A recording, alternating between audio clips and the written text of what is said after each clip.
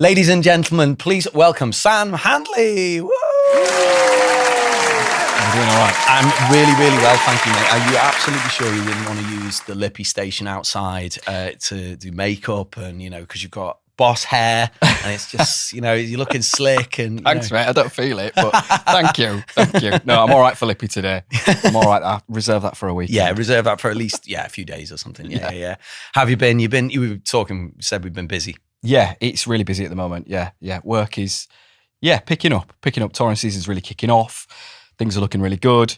It's good at the moment. Yeah. Really good. Yeah. Well, what month are we in now? We're in May, aren't we? Yeah. So this is May 2025. There's obviously all the stuff coming in for festival season and things like that. So, I imagine you're getting everything all at the moment. I was saying outside earlier that pretty much from now until the end of July, every single bus that we have is out.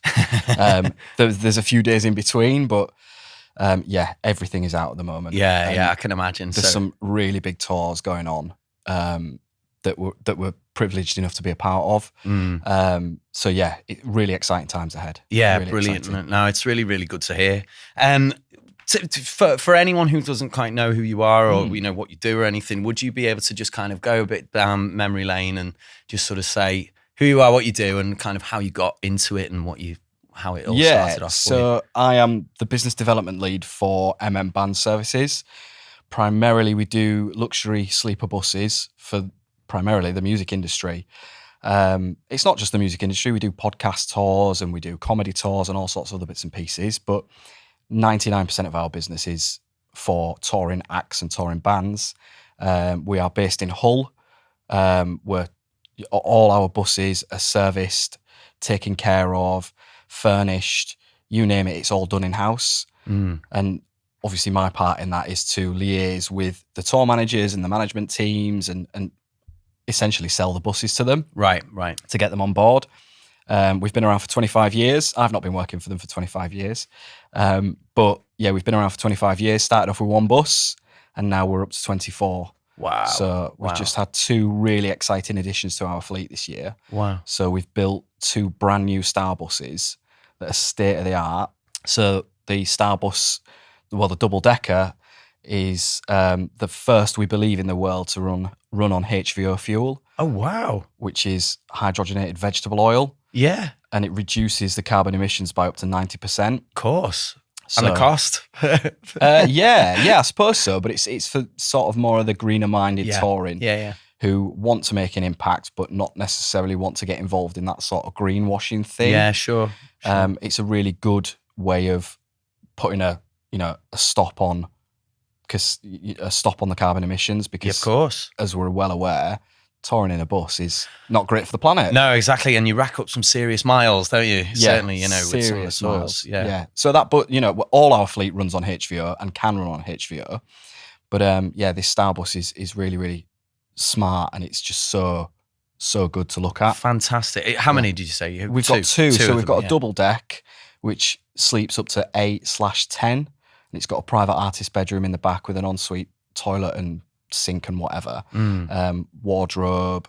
It's got Starlink on it as well, so it's got super fast internet. Right. Mood lighting, all nice and bits and pieces like that. Yeah. The single deck, again, can run on HVO fuel, private artist bedroom in the back, and it's got an onboard shower as that one as well. Oh, wow. Which obviously you wouldn't want to be in while it's moving. Well, it could be fun. It could be, but so it's got an onboard shower as well. So it's just another added little luxury that sounds better than my house, to be honest, mate. It sounds amazing. It's better than my house. When you go on it, you're like, whoa, So they are good. But it's a really exciting year ahead for us. Yeah, I'm sure it is. Yeah, and especially when you're rolling out equipment like that, it's. I'm sure the artists and whoever you're working with feel excited to be on board with you and feel.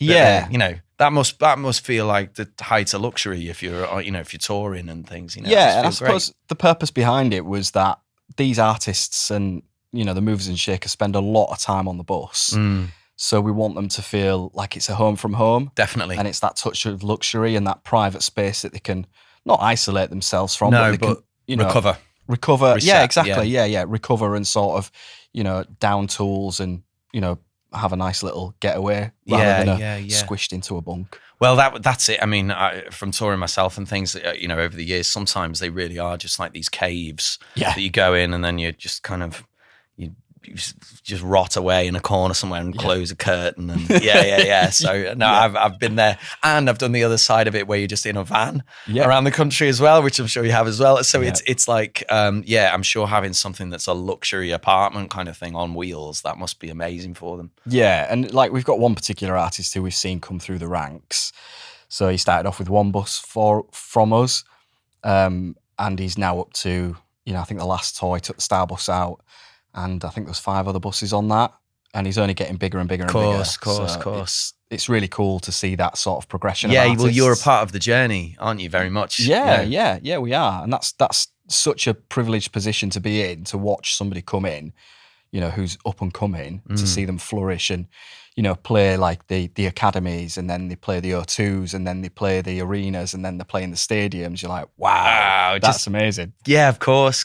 Yeah, do you have much, liaison with, like the labels and all that kind of side of things, or is it primarily with the team around the artist, or what? How does it work? It's a mixture of both, really. So labels, not so much, no. The labels, obviously, they just want it done. They're the bean counters out there. Whatever.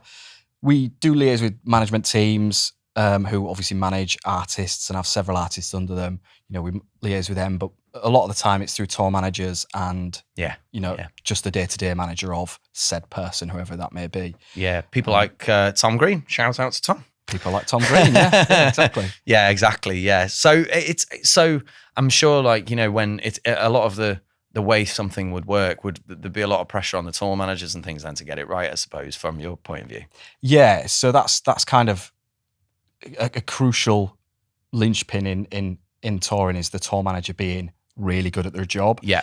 Because we have to, if they're touring into Europe, we have to book ferries, we have to book, Well, we were talking before about visas and things like that as well. God, and we'll get into that in a bit, but yeah. But yeah, we have to book ferries, and they have to organise the carnet if there's a trailer, and all sorts of bits and merchandise and stuff on board. That all has to be accounted for, and so the tour manager is really the linchpin in that sort of our contact point of what time do you want your ferry crossing, what time are you hoping to arrive in Scandinavia, for instance, because we then need to book all that sort of onward travel, which can be it is a full-time job in itself. Yeah, really. Of course. I don't deal with the logistics side of stuff, but we have a team dedicated to just dealing with that. Right.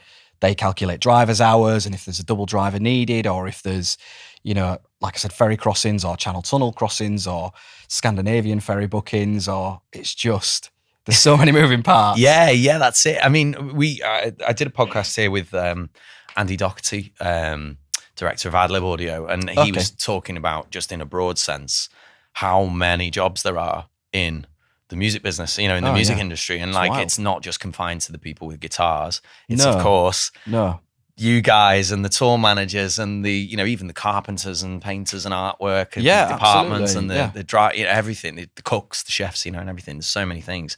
Yes. How many people does it take to run a fleet of trucks? Successfully. So in our office, there is our owner and director, Mike, who's obviously built the business from day dot. Mm-hmm. We've got Louise, who does our finance. We've got Jess, who's our sales admin, who does all the quoting, helps us out with the day-to-day running of, touching base with the TMs and stuff. There's me, who's sales. There's Nick and Rich, who are our logistics managers.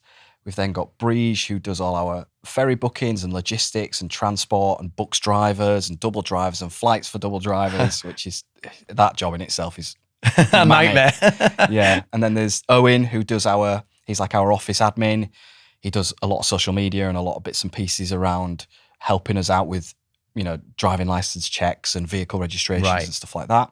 We've got Helen, who's social media, and she does a lot around the tacos and, the sort of the upkeep of the buses and making sure they're insured and all that sort of stuff. Yeah. And then we've got a fleet of mechanic. We've got Will, Steve, Phil, and then we've got the joiners. We've got Matty, and we've got God, who else have we got? There's Mark, and there's Johnny, and then there's the 3 ladies who do the upholstery. So there's quite a few of us. There's a lot of us. So it's like 20, 30 people or something, when all said and done, isn't it? Yeah, it is, yeah. And then sometimes, we get the odd external, outside contractor in to help us do bits and pieces. Yeah, sure. Like air conditioning on the buses, for instance, or if there's something that's specific, like we're seeing a lot of buses being wrapped at the moment. Right. So we have a company that is literally a stone's throw away from us who come and wrap the buses for us. Yeah, with artwork and things. Which is amazing to see. Yeah. But God, it's a mammoth job. It's a mammoth job. But yeah, it's so yeah, we there's a lot of us. It's interesting because I think a lot of people, certainly the more experienced people who watch things like this, they will be going like, yeah, I feel your pain. But then I think that the people who are new to the industry and they don't know anything about it, they really have an understanding that it is just about the music. It is just about, how do I go from gigging in the pub to then touring with 20 trucks and things like that. And I think often those jobs, like I was saying about Ad-lib and like M&B, it's like that there's so many jobs that are required to do touring and to facilitate touring and stuff. It goes way above and beyond. It does, and I just think the simple stuff. I think sometimes it gets a bit overlooked as well in terms of that. Yeah, okay, everybody focuses on being an artist and wanting to perform, and who doesn't? I was that 11-year-old kid sat at the back of maths dreaming away of being on stage, but there is a whole industry behind that band, that artist that are busy working away, and I don't think it's shouted about enough. I don't think definitely when you go through sort of music college or you go through university or whatever, I don't think it's made clear that there is so many opportunities out there to be involved in the industry, in the music industry, and that's exactly the point I was going to sort of get to, is the fact that it's really good for people to know that it doesn't just have to rely on you being great at playing the keyboard. It's like, if you want to be in the music industry, there's so many things that you can be in the music industry for. And like, prime example, yourself and your company and things. Yeah. How did you, to try to help someone understand how they would get into it or something, how did you get involved in it, and what took you there? So I started out sort of playing drums when I was like 13. Again, wanted to be a performer, wanted to be a session musician, whatever. Went to Leeds College of Music, studied my degree, and then I started working in the industry, sort of A&R and scouting for labels and stuff, and doing bits and pieces like that. Really enjoyed it. I mean, going to gigs for notes, pretty cool. Yeah. But then there was always this urge that I wanted to be a professional drummer, but sort of a left turn later, I had a really bad accident with my thumb. It kind of put that on the back burner for a very long time. I didn't actually know if I was going to be able to get behind the kit again. Right. So yeah, it took me a long time to actually get back to, and a lot of rehab and a lot of, not for drinking or anything like that, but a lot of rehab and a lot of physio to actually get to be able to play again. So yeah, I kind of took a left swipe and went into teaching and decided I hated it. Yeah. And I was like, right, this isn't for me, and started a sales job just to keep the wolf from the door. Yeah. But then realised that actually there is other jobs out there, and there is, an opportunity to get into the industry. And luckily enough, I didn't even know Band Services existed, and that it was actually that close to me. Right, right. I think unfortunately we've all been conditioned to believe that London is the mecca of the music industry. And actually, at the moment, we're seeing it shift. Yeah, in a drastically, big way. In a really big well, way. We're here today, aren't we? Yeah, well, exactly. In Liverpool, and there's stuff popping up in Manchester. Yeah. There's EMI North in Leeds now. It's really starting to sort of migrate. So I didn't know bands existed, and I saw the job advertised, and I was like, you know what, this is absolutely my game. So yeah, just ended up there really, and just kind of applied and went through the motions. Did you have, what kind of set of skills did they require from you? What did they need? So they wanted somebody with a sales background, right? Which luckily enough I did. But yeah, they wanted somebody with a sales background, and it wasn't a requirement to have a background in music or a background in any of that. but it was advantageous. Of course. Because being around sort of record labels and management teams and knowing people in the industry that I know through bits and pieces and my own work and, you know, professional work that I've done in the past, it was like, it was just really easy for me to slide into the role and bump into people that, oh, I didn't know you was doing this now. Yeah. That happens all the time. Yeah. Well, you know. Yeah. So yeah, it's been good to sort of lean on them relationships a little bit to say, right, come on, what have you got coming up? Yeah. Have you got any, is there any tip-offs? Can we get quote before in anyone else, you know? But that's how a lot of the industry works, isn't it? Of course it is, yeah. It's who knows who, and you know that yourself. Yeah, of course. Everybody knows everybody because it's quite a small industry. Yeah. But, you know, so it's been really good to lean on them relationships and try and pull on that to get business in. Definitely, yeah. So, you know, in terms of other people who are like wanting to get into that side of things like logistics, or if they wanted to be a joiner or anything, is it that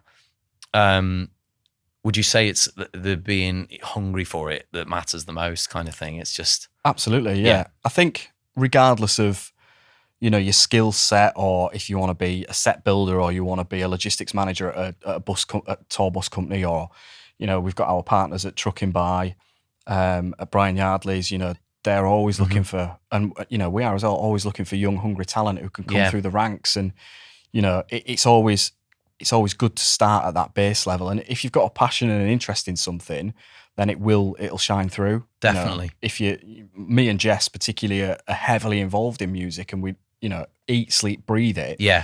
And that shows in our work because we're always chasing things. We're always looking for bits and pieces and talking to people at gigs and who's that? What does he do? What do they do? You know, oh, I recognise her.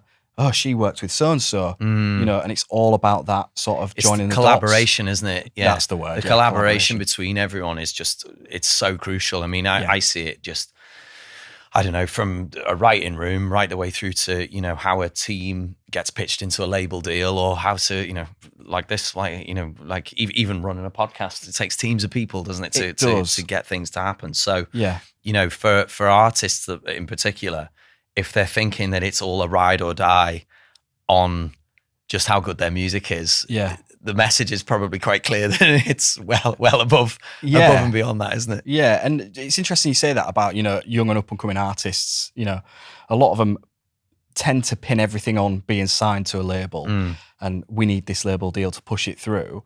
But what we're seeing at the minute is a bit of a trend in certain bands who are completely DIY. So I'm thinking of one particular client who we've got. They do absolutely everything themselves. So they're self-managed. Wow. They finance it all themselves. They've got no label backing. They've won MOBO awards. You know, it's it just shows that actually with a little bit of graft, you can do it without. And I'm not slating any labels or anything, because they are there to serve a purpose, and a lot of them do a very, very good job of it. But it just shows that, you know what, if you are a young and up and coming artist, you don't have to pin everything on that major record label deal. Definitely.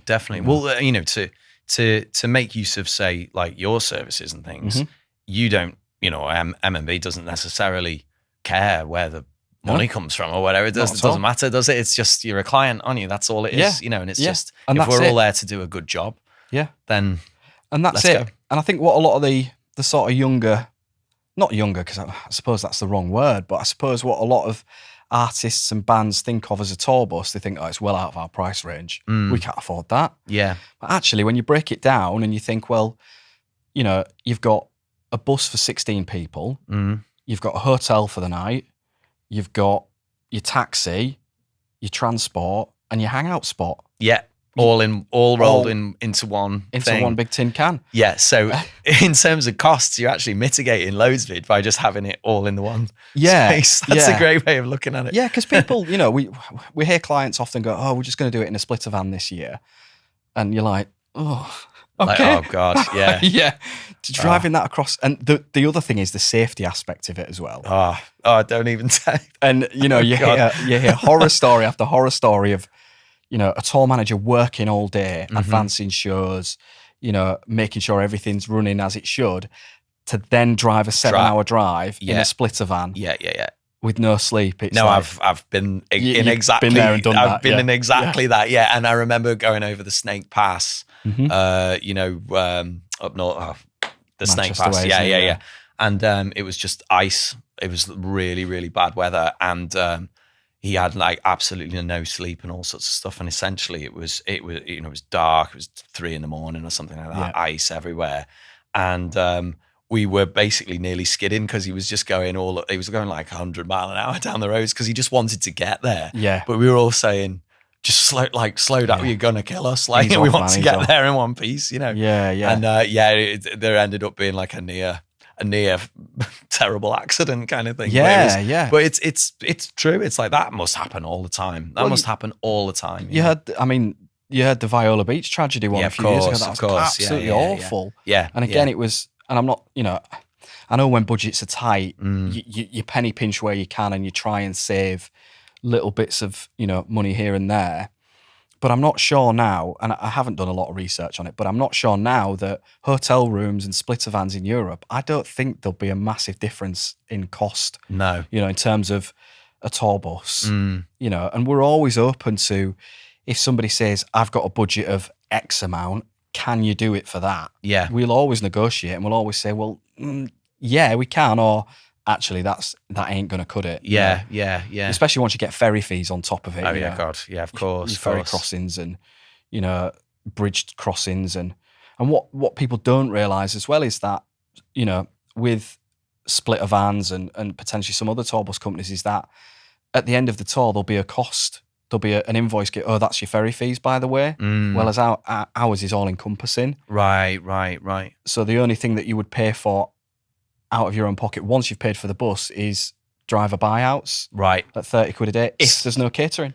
Yeah. So a person who's using one of the tour buses, they wouldn't be handed the bill at the end of it with the shocking ferry fees and the and toll charges and they are big. Yeah. Well, economically, because we should talk about it. Like economically, the world's in a bit of turmoil, isn't it, at the moment? It's very uncertain and strange and in loads of ways. We were talking outside, weren't we, about like the Brexit and the Trump tariffs and all these kinds of things. God, like how has that affected tour buses and costs, and how has it affected artists? And I mean, just in terms of the cost of diesel itself, you'll know driving a car, it's absolutely skyrocketed. Yeah.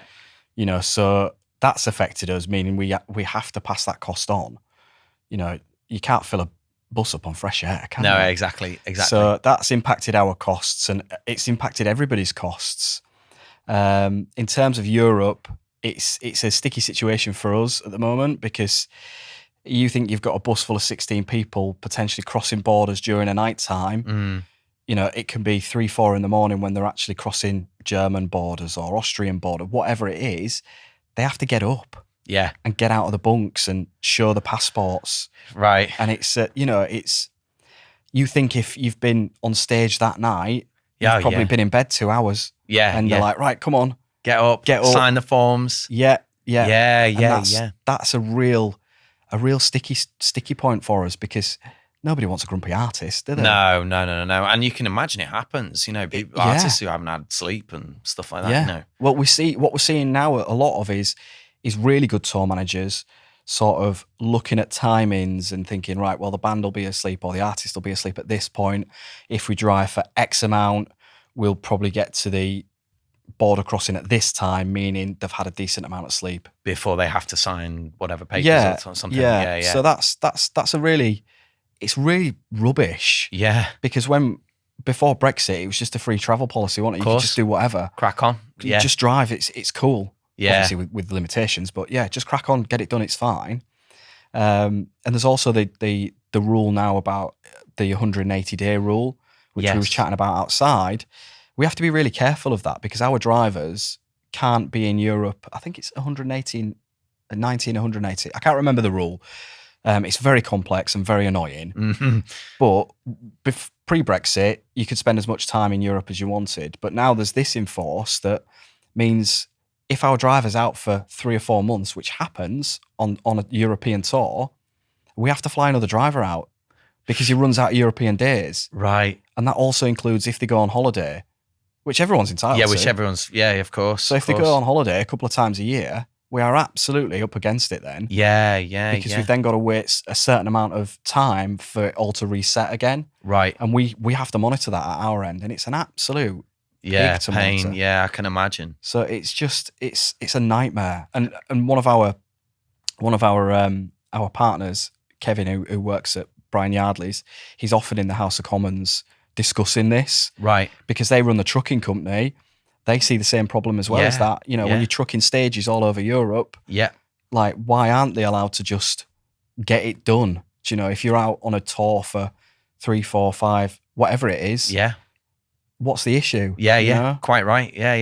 It's bonkers. And it must, again, all of that stuff logistically must not only be a pain, but actually it must cost a hell of a lot more to factor all that in. Yeah, it does. From either the artist's point of view or yourselves or whatever. But it sort of seems that whole area of Brexit or tariffs and things like that, it seems like it's just really, really not solved a lot of things. It's really exacerbated loads of problems. No, it really has, and it's just a nightmare. It's just a nightmare. It's, and I get it in one sense. I get it because it is Europe and we are separate from them now, and that doesn't really, we're our own little rock island, supposedly. Yeah. And I get it, but it's frustrating because when we're out on the road for so long, having to mitigate them circumstances is very difficult. Just a nightmare. Do you have any artists or even promoters or tours in general happen where they avoid certain countries, certain venues because of this kind of thing, or does that not happen? Do people just plow on anyway? Not really. And if they do, they don't tell us about it. Right. But yeah, we're not allowed to go into a couple of countries because of insurance purposes. Right. So like Turkey, we're not allowed to enter Turkey. Right. I don't know why, but our insurance on the buses won't cover us, so we can't go into Turkey. You can't go in there. No. Wow. And there's obvious ones, like obviously the Ukraine at the moment. Yeah, is a no-go. Yeah. No one would, no one would disagree there. Russia, we can't go into Russia. Yeah. And there's a couple of other strange and wonderful ones that you're like, why can't we? Why can't we just do that one? Yeah. How is it for the US? Yeah, it's okay. The US market's really strong, but we're seeing a little bit of. There's a really funny, uneasy feeling at the moment in the American artists. Right, interesting. We've had a few conversations with a few people who are worried about coming over to the UK to tour in Europe and not being allowed back in the US. No, really? Yeah. And just not being allowed back in? Yeah, and I don't know whether that's because they've got dual nationalities. Yeah. So the one I'm thinking of is an English artist who lives in America. Right. And they've called the tour off because they're worried that because they've potentially slagged Trump off on something or other. Yeah. That the paranoia is real, that they would find it, come back to England and then fly back to America home, and it'll be like, no way. You are not in support of. Yeah. Wow. Big red stamp on the passport. Unbelievable. Wow. Yeah. And there's other artists that I can think of where they've got, international members in their bands.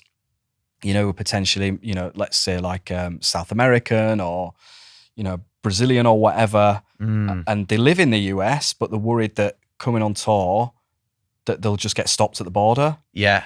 And I do know that the paperwork that they have to fill out is so lengthy. Extensive. Yeah, right. And it takes forever to go through and get it all above board. But it's still a worry for them. We're seeing so many artists, particularly on social media, who are saying that they are, because of the cost of touring, because of all of this stuff, they're not touring now. They've essentially packed it in for at least the foreseeable few years or something, because they just can't stomach all the hassle and the cost and the everything that's involved. And from even from my point of view, and I'm not a big artist or anything, but like from my small shows that I do, I noticed that even I just wound back all the costs of everything. And I did have like bands and I had a few people, whereas now it's basically me, just with my bag of tricks, and I just go and smash it with my team of people, but that is it. Do you see artists trying to actually do that with their shows, trying to, wind back the shows and for the sake of the costs of it? Or I don't know, because you see both sides of the coin. Right. So you see global artists and megastars like your Beyoncé's and your Taylor Swift and your Ed Sheeran's going out, and they don't care because they're like just £400 a ticket if you want. No problem. You'll pay it. You know what I mean? But we also see the other side where you see the newer bands who are doing it because they want to do it. Yeah. For me, I don't know. I don't know why, and this is maybe just a personal thing, but I don't know why more of the really big artists aren't potentially stepping down and doing, like your Bonus Arena in Hull, right? And your Leeds, the arena in Leeds. Why they aren't doing them more? And artists are doing them, but why they aren't doing them and maybe booking them out for like 3 nights and selling tickets at £45 a go, right? Because you could potentially fill it every night. That's it. It's got to be viable, hasn't it? And actually little tricks like that actually would make it work, and it would also help grassroots venues. Absolutely. And it would make it a little bit more sustainable in this time right now as we are. Yeah. Here, I mean, the thing is, like, years ago, there was a trend, wasn't there, of decent sized artists going back to grassroots venues and playing the Adelphi Club in Hull, or the Brudenell Social Club in Leeds, or wherever else. But that doesn't seem to be happening at the moment. It seems to be all or nothing. All or nothing. Yeah, it's sort of like the middle class of the music world has kind of evaporated into kind of you've either got everything or you've got absolutely nothing. Yeah, I think you're right there. You really see that in the minute. I've been obviously got to see loads of bands, but you don't seem to see the medium to large size artists playing smaller rooms. Interesting. Just as a, I'm just going to do I'll just do it for the fun of it, or I'm just going to do a toilet tour. Yeah. And we've all done them. Yeah. But, it's like, it would be really nice to see a few more of the bigger caliber artists maybe stepping out and supporting, the potential grassroots. Definitely. Just doing a grassroots venue tour, Definitely. I'd like to see that too, and would like to book more for myself and for others as well. Yeah. Do you guys do social media and things like that as well? We do, yeah. Yeah. Do you have any advice for artists doing social media, or for other companies like yourself, or anything? Gosh, I'm not a social media expert, to be honest. I'm under the radar.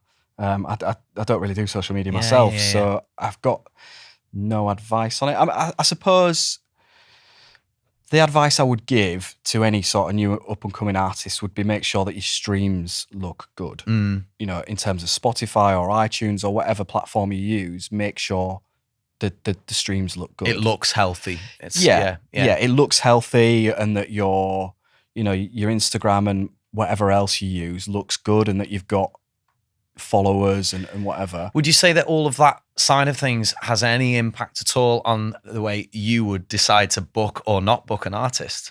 For example, if I'm a 19-year-old artist about to do a tour, but I have absolutely zero followers on social media, and I say, can I come and hire one of your buses, please?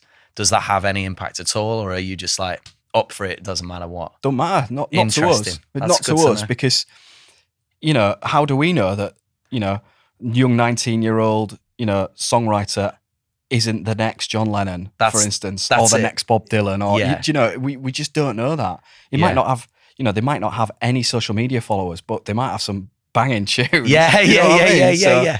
You just never know, and that's what I think. There's going to be a shift in the industry soon to that sort of thing, I think. Well, I'm having discussions at the moment with people who are in that position of social media, or they guide it or navigate it or something in some way. And there has been for a long time the emphasis has been on the metrics of you must have good socials following, you must have Spotify statistics, you must have all of these to support your live and your actual physical presence in places. Whereas now I'm starting to see it be, well, it's good to have it, but focus on the live and the touring, because that's where the money is, and that's where, now that AI started to take over and started to be able to even write songs and things like that, the one thing that you can never replace is a person in a bus traveling to a venue and going and doing it. That's the one thing that will never be replaced. Yeah, I think you're right. And I think, there is a place for social media and there is a place for all that. And it does look good, and, it engages fans with artists and, engages communities around that artist. And I think that's really good. But, I just think to go back to like my journey as a young musician and what I've done and what we have done, booking festivals and stuff yourself, you can do that easy. Just get in touch with them. And if the person booking the festival is listening to your music and they're like, oh, you know what? Really like this. That's really good. I can see that going down well on the Sunday afternoon, for instance. Great, we'll have that.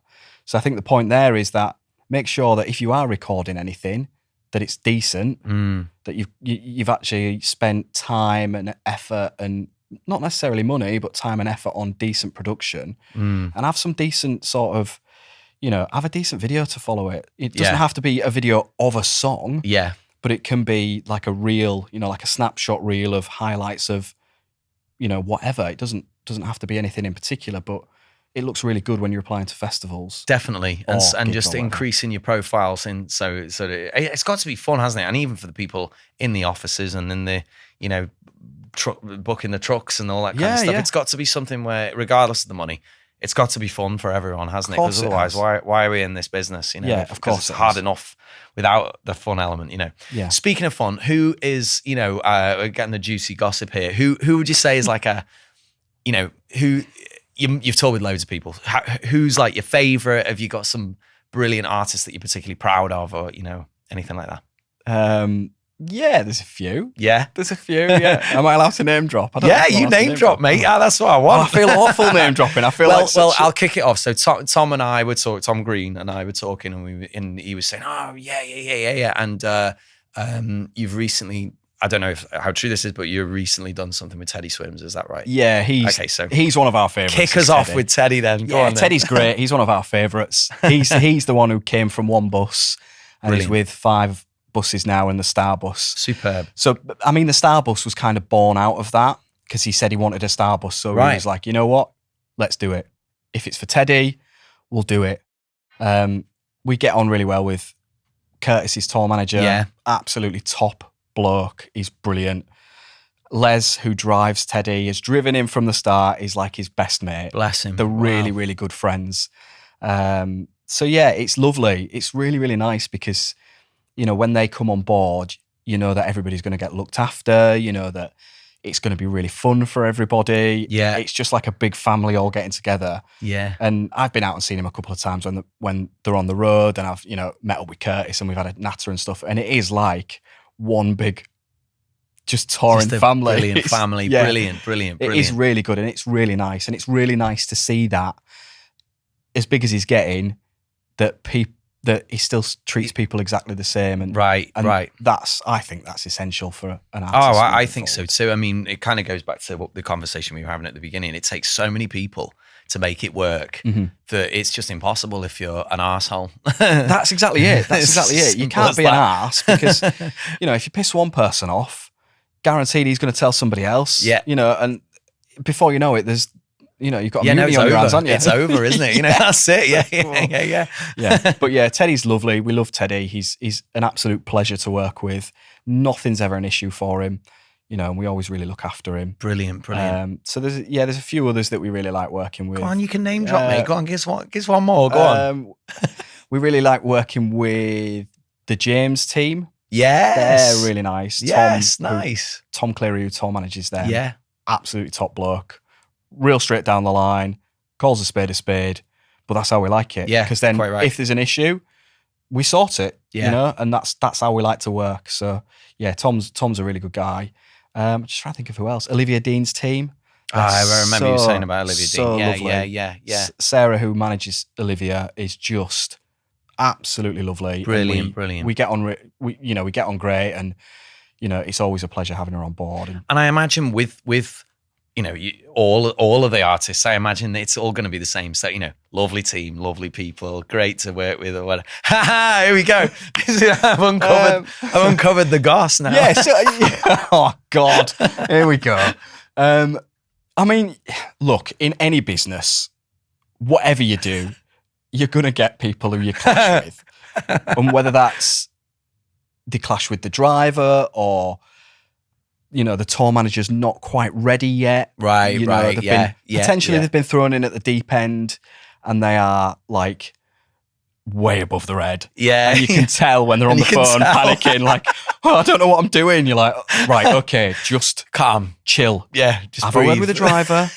If you can't sort it through the driver, come back to me and we'll address it, But I suppose and rightly so, some of the managers and tour managers can be very demanding, and rightly so, because they are looking out for the welfare of the band and the crew and the artists, and there can be a lot of last minute changes. Yeah, which of course. Oh, come on, but that it's nature of the beast. You know? What we really like to see is younger tour managers coming through the ranks. Right.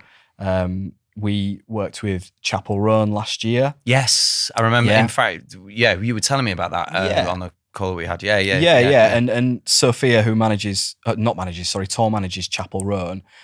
Again, she is absolutely lovely, so down to earth, so level-headed. Yeah, she's fantastic, and all the I's and all the T's are dotted and crossed at any given. Just a professional. Yeah. Well, she was out with us recently, not Chapel, but with another artist, Saya Gray, and Sophia was absolutely on it all the time. And it's really good to see that there's the younger generation now.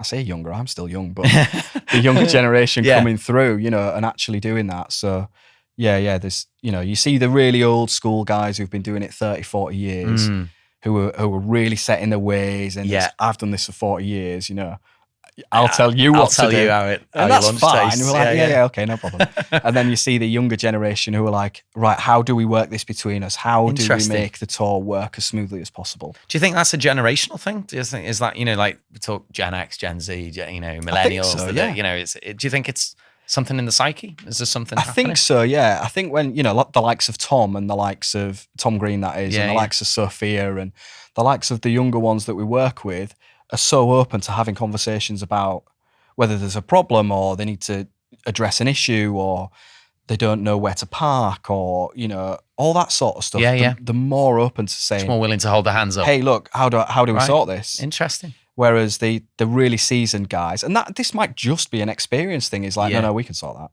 Don't worry about it. Which is cool because we don't. Fine.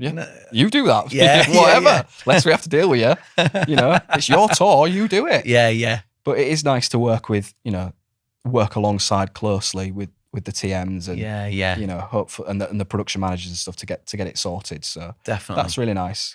Would you say that because the sort of the mental health conversation in touring is rife. It's been rife for years, but but in particular now that things are quite difficult for artists and touring personnel alike, would you say cultivating that sort of family environment that we've been talking about is kind of key to keeping everyone sane and stable? I think it's crucial, to be honest. I think it's absolutely crucial. I think, and from my own personal experiences and my own personal journey, I think the mental health thing is it's not talked about enough, and there should be support out there for bands on the road, and whether that is, I mean, I don't know how it'd work, but whether that's a go-to at the label that they work with, or whether that's a go-to person on the bus who's potentially a mental health first aider.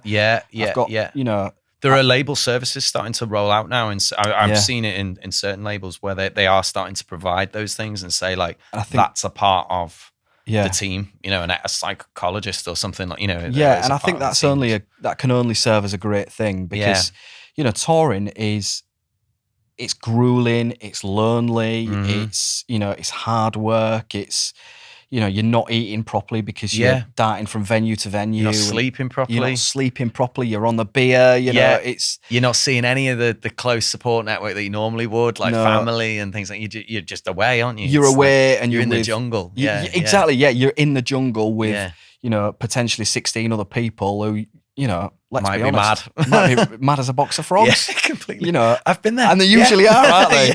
We all know what road crew are like. So it's really important, and for want of a better phrase, artists and and creative people are very delicate. You know, that's just how we are. We're just delicate people. Yeah. You know, and I think it's really important that there is support out there for, you know, artists and creative people to open up and be heard. Yeah, say, definitely. you know what, I'm just feeling really shit today. Definitely. Oh, well, what's the issue? You know, does MMB have any departments or any services like that or anything like that, or is it kind of like we do the trucks? That's on the. We don't, but it's something that there's a conversation going on in the background. You know, we're talking around, especially myself and Jess, because, you know, we deal very closely with the TMs. Yeah. You know, we feel that there should be somebody at MMB who is a mental health first aider. Yeah. Therefore, that's another thing that we can say, look, it's a good service, isn't it? It's a service. If you're struggling, if you're struggling, just get on the blower. You know, it's no issue. Yeah, Know, definitely. just get on the phone and say, you know, I feel a bit shit today. Yeah. You know, yeah. All right. Okay. Cool. Why? You know. Yeah. Have definitely. you eaten today? You know, that sort of thing that people don't really offer. You know, and it might be something simple as, have you eaten today? Yeah. Have you slept at all? Yeah. Yeah. Did you have too much beer last night? Did you? Yeah. You know. Yeah, I know. Thing. Often I find a lot of that stuff is like kind of related. Certainly in my experience, it's been stuff that's related to like missing family and things and being away for a long period, and you know, and all the not eating, sleeping, and everything. It compounds that issue, but it's you know, it's often that kind of thing. So yeah, definitely the cultivating a family thing is like it must be just so important, and especially for Olivia Dean, Teddy Swims, all of those guys. It's great to hear that they've clearly got that. They've clearly they must have worked hard to get that infrastructure for themselves. Well, you think like you're on the road for a very, very long time sometimes, and to not trust the team that you're with or to not have that environment, it makes it even tougher. Mm-hmm. And that we pride ourselves on that we create that, you know, that loving, caring, silly, daft environment that just takes you away from the seriousness of being on the road for a very long time. Whether that's, you know, having a laugh when you're in catering or, you know, just silly things like writing on the whiteboard in the bus, what's the temperature today, you know, hope you all have a good show. Have you tried visiting this place and this place while you're here? It's just nice little keeping touches. It human, keeping it, That's it, because, you know, we know the tour bus drivers and we know other companies and, you know, they operate, everyone operates differently and that's just human nature, but, you know, some can be quite robotic.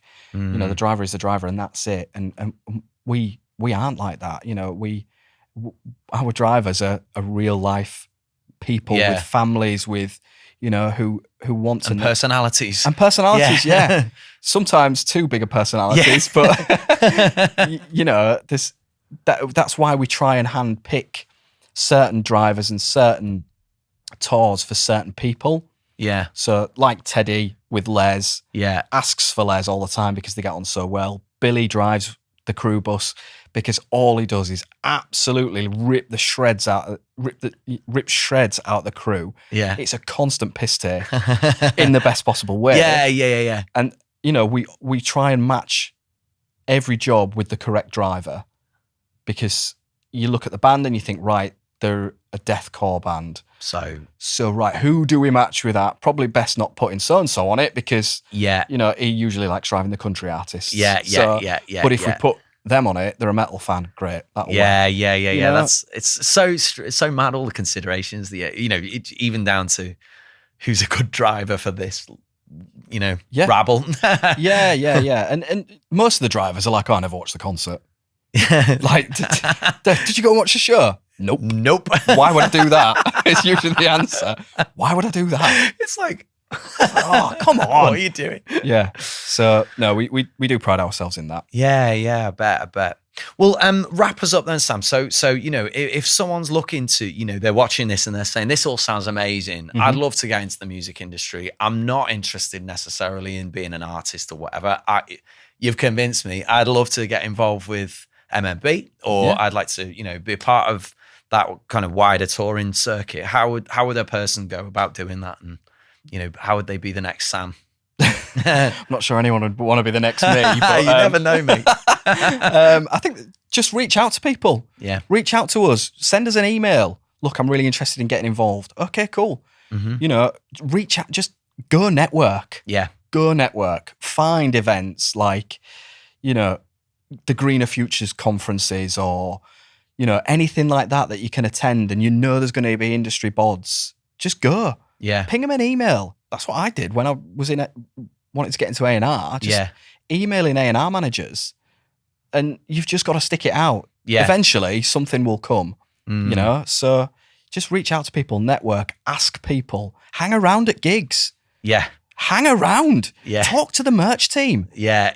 They're usually the best ones. Yeah. Talk to the t-shirt sellers, because you'd be surprised how many merchandise managers are tour managers as well. Yeah, completely. And you'll know that, won't you? Completely. Yeah. So talk to the merch sellers, talk to the sound guy, talk to the roadies. Yeah, of course. But don't try and stalk the band. Be a creep. Yeah, I didn't want to say that, but don't be a creep. But, this guy's a fucking weirdo. Yeah, just God, not him again. I think I had that reputation for a while. I've had that. Do you know what? Right. So I the mini side plot. I had that happen to me. I was the recipient of that, where someone stalked me around the country, and lucky you. Oh, so honoured. And their opening gambit was that they handed me a croissant that had been in their pocket, and they went, "I bought this for you," and I was like, and their hands were all covered in jam and shit, and I was like, thanks, mate. Cheers. I appreciate the gesture, but it's a bit weird that, Yeah, that's a bit odd. and then you're having this, security just keep your eye on it. Yeah, keep your eye on that one. But like I said, just ping an email to people. Yeah. Ping me an email, just send me an email and say, look. What's your email address? It's sam@mmbandservices.co.uk. Lovely stuff. All right. Awesome. Good. Well, Sam, thank you so much for doing Anytime, this. buddy. Really it's been a appreciate pleasure. it. Don't get out much these days.